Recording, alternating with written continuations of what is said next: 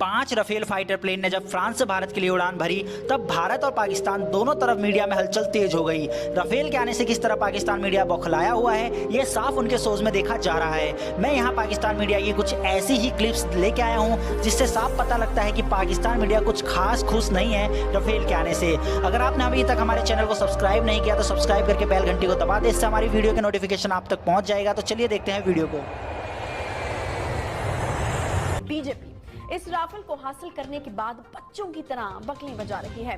भारतीय नेता इस तैयारे पर ऐसे नारियल फोड़ रहे हैं और इसके टायरों के नीचे लीमू रख रख कर इसका स्वागत किया जा रहा है, जिस पर दुनिया हंस रही है और सोशल मीडिया पर कई जोक्स भी बनाए जा रहे हैं कि पहले मोदी जी ने हिफाजत के लिए राफेल खरीदा, करोड़ों रुपए का खर्चा किया और अब इसकी हिफाजत के लिए नारियल और लीमू का इस्तेमाल खूब किया जा रहा है। नरेंद्र मोदी अब सोच रहे हैं कि राफेल आ गया, जिसकी कमी थी वो अब पूरी हो गई। इस कमी का रोना उन्होंने उस वक्त रोया था जब 27 फरवरी को पाकिस्तान की फिजाया के जांबाजों ने भारत को उसकी औकात याद दिलाई थी।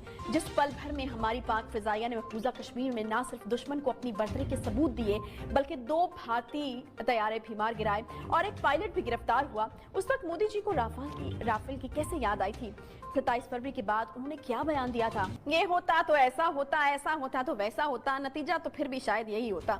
जब दिन की रोशनी में पाक फिजाइया भारत को तिगनी का नाच नचाए और इन्हें बताए कि पाक फिजाइया क्या कर सकती है तो मोदी को राफेल की याद तो आनी ही थी। लेकिन सवाल यह है कि अब राफेल मिलने के बाद मोदी अपने जारहाना अज़ाइम को पूरा कर सकता है क्या? अब भारत की फिजाई ताकत किसी भी तौर पर पाकिस्तान से बढ़ जाएगी, क्योंकि पाकिस्तान ने किसी भी तौर पर किसी भी तरह के हथियारों की रेस में शामिल न होने का फैसला कर लिया है। पाक फिजाइया की कैपेसिटी क्या है और क्या हम राफेल के बाद भी भारत के किसी भी तरह के जारहाना अज़ाइम को खाक में मिलाने की काबिलियत रखते हैं? इसे बात करने के लिए हमारे साथ जनरल ब्रिगेडियर अमजद शुएब साहब मौजूद है। बहुत शुक्रिया अमजद शुएब साहब। आपका बैकग्राउंड भी हमें पता है, F-16 लाने वाले आप थे, उसके बाद जो JF-17 है एज चीफ प्रोजेक्ट डायरेक्टर भी आप उसको सर्व किया। तो रफाल के आने से पाकिस्तान एयरफोर्स पे क्या इसका इम्पैक्ट आएगा?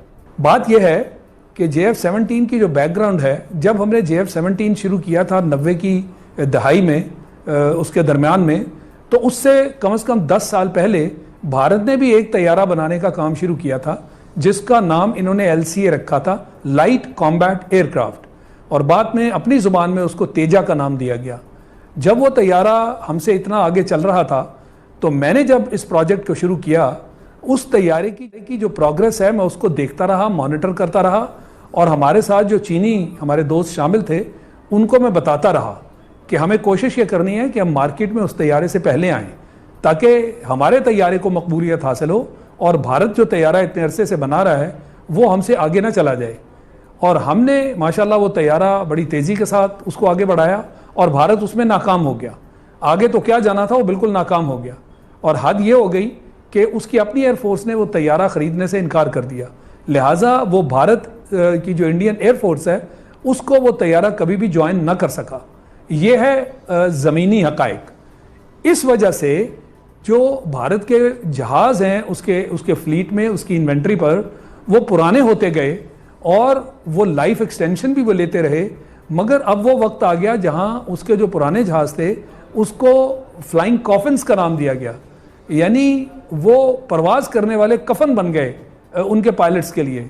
और वहाँ पे फिर इसके बारे में बड़ी हुकूमत के ख़िलाफ़ वो होते रहे, कार्रवाइयाँ भी होती रही कि जी वो जो शख्स जो पायलट हैं उनमें हलाक हो जाते हैं, उनको आपने इतने पुराने तैयारे दिए हुए हैं कि वो तो हलाक हो जाते हैं। एहतजाज होता रहा इस बात पर, मगर इतने साल बीत गए, भारत इसी कशमकश में रहा कि कौन सा नया तैयारा ख़रीदें जिससे उसके पुराने जो फ्लाइंग कॉफिन्स हैं उनको रिप्लेस किया जाए। और वो उसी कशमकश में और उसी तगोदौ में आज का दिन आ गया। अच्छा, 2016 में उन्होंने फाइनली सिलेक्ट किया। जी, रफाल के बारे में थोड़ा सा बताएं कि इस तैयारे से क्या उनको फायदा होगा? जी, रफाल जो है असल में ये भी एक ग्रुप है जहाज़ों का ना, ये जनरेशन वाइज जहाज चलते हैं। पहले 3rd जनरेशन जहाज थे, फिर 4th जनरेशन जहाज आ गए। ये 4th जनरेशन है क्या? व्यूअर्स के लिए थोड़ा सा एक्सप्लेन कर दें। 4th जनरेशन, 5th जनरेशन ये है क्या, जरा एक्सप्लेन कर दें व्यूअर्स के लिए। ये जनरेशन का हिसाब जहाज के अंदर जो टेक्नोलॉजी होती है ये उससे हुआ करता है। जो टेक्नोलॉजी, आप इसकी सिंपल मिसाल ले लेना, ये आपके यहाँ कंप्यूटर्स नहीं बदलते, कोई आईफोन बन गया, कोई इस तरह का और बन गया। तो ये जो आगे आगे आप चलते हैं, टेक्नोलॉजी लीड करती जाती है और इस तरह फिर जनरेशंस आगे चलती हैं। यानी फोर्थ जनरेशन तो बहुत पुरानी हो गई। फोर्थ में रफाल शामिल है, हमारा F-16 जनरेशन में, और JF-17 रफाल शामिल है, F-16 शामिल है, JF-17 शामिल है, ग्रिपन शामिल है, स्वीडन ने बनाया हुआ है, और रशिया के जो सुखोई फाइटर शामिल है, Su-35, रशियन का जो सुखोईज हैं और नई Su-30 जो उस दिन हमने गिराया, वो भी फोर्थ जनरेशन जहाज है। तो अब बात पूछने वाली ये है कि ये जो मोदी साहब जो तशरीफ लाए टेलीविजन पर और कहने लगे अपनी शर्म को छुपाने के लिए दुनिया के सामने कि अगर रफाल होते तो नतीजा कुछ और होता। अरे भाई, नतीजा कुछ और ना होता। हमने आपका फोर्थ जनरेशन जहाज जो टॉप ऑफ द लाइन आपकी इन्वेंट्री पे है उसे गिराया, अल्हम्दुलिल्लाह। तो नतीजा सिर्फ जहाजों से नहीं आया करता, नतीजे के पीछे जो चीजें होती हैं वो इससे बढ़कर हैं। उसके अंदर आपके पास आपकी क्वालिटी क्या है, ये it is the man behind the gun that matters. तो वो हमारी तरबियत क्या है, हमारे जज्बे क्या हैं। आज तक हमने क्वालिटी को देखा है, हमने क्वांटिटी को नहीं देखा। भारत तो हमेशा हमसे क्वांटिटी में ऊपर रहा। 65 की जंग में उसका यही हिसाब था, हमसे कितना गुना वो बड़ा था, आज भी वही हाल है। तो इसलिए हम क्वांटिटी का मुकाबला क्वालिटी से किया करते हैं। ये बात समझने वाली है। अच्छा एयर मार्शल, कभी समझ नहीं आएगी। ठीक है, आपने बात की। अब पाकिस्तान को क्या इस पे करना चाहिए? पाकिस्तान, अब J-10 की भी बात हो रही थी, हम भी मजीद किसी जहाज के लिए जाना चाहिए या अपने इसी इन्वेंट्री पे इन्हिसार करना चाहिए? जी, मैं उसके बारे में भी आपको अपडेट करूं। जब हमने JF-17 बनाया था तो हमने उस वक्त इतना हमें एतमाद हासिल हुआ क्योंकि पाकिस्तान में जहाज की डिजाइनिंग डेवलपमेंट कभी भी नहीं थी। ये कामरा, ये तो हमारी एक ओवरऑल फैक्ट्री थी। जब JF-17 के दौर से हम गुजरे तो हमने इसको कन्वर्ट कर दिया डिजाइन एंड डेवलपमेंट, यानी एक मैन्युफैक्चरिंग का वहां पे हमने उसकी बुनियाद रख दी और उससे इतना एतमाद हमने हासिल किया। ये मैं बात कर रहा हूँ 2004-2005 की। तो आज तकरीबन 15 साल में हमने इतना एतमाद हासिल कर लिया और उस वक्त भी हमारी विजन यही थी। उस वक्त की विजन में हमने लिखा हुआ है कि ये फोर्थ जनरेशन जहाज है, अब दुनिया चलेगी फिफ्थ जनरेशन की तरफ। तो जब दुनिया फिफ्थ जनरेशन की तरफ चलेगी, पाकिस्तान खुद से फिफ्थ जनरेशन जहाज इंशाल्लाह बनाएगा। उसमें हम किसी की मदद हासिल नहीं करेंगे। पहले तो हमारे साथी थे चीन वाले, तो अब हमने उसकी मदद हासिल नहीं करनी और फिफ्थ जनरेशन जहाज के लिए हमने अपना सारा काम जो है वो शुरू कर रखा है। और इंशाअल्लाह आप सुनेंगे कि फिफ्थ जनरेशन जो इस वक्त 3 मुल्कों ने बनाया है और उनमें से सिर्फ एक मुल्क है जहां वो जहाज ऑपरेशनल हुआ है और वो है अमेरिका, JSF-35 के नाम से।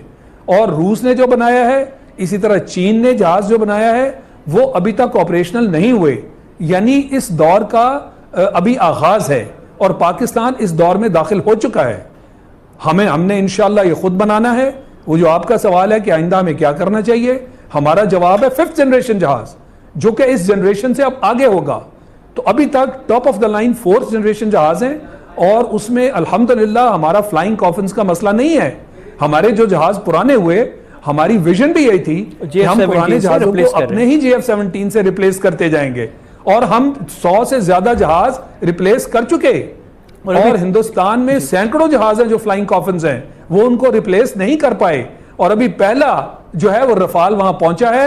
ये साल लगेंगे उनके मजीद रफाल लाने में और वो सैकड़ों जहाज कैसे रिप्लेस करेंगे, ये बहुत महंगा काम है। हमारे तो चूंकि अब हाथ में आ गया और इसमें ऑलरेडी हम ब्लॉक 1 ब्लॉक 2 कर चुके, अब ब्लॉक 3